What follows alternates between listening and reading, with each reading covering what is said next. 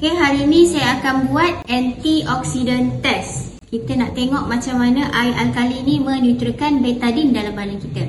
Dekat depan saya ni ada air RO, air flash kita, air alkali dan juga betadine, vitamin C.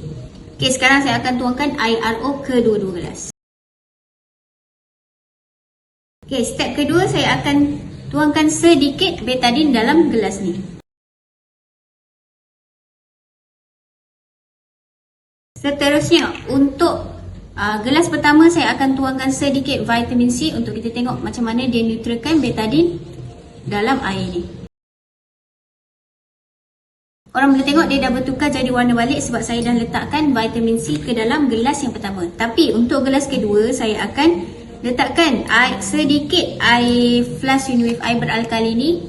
Korang tengok macam mana dia jadi untuk neutralkan betadine tu. Okay, macam korang boleh nampak dia dah bertukar jadi warna asal balik lah. Maksudnya kita tak perlukan vitamin C pun untuk neutralkan betadine dalam badan kita.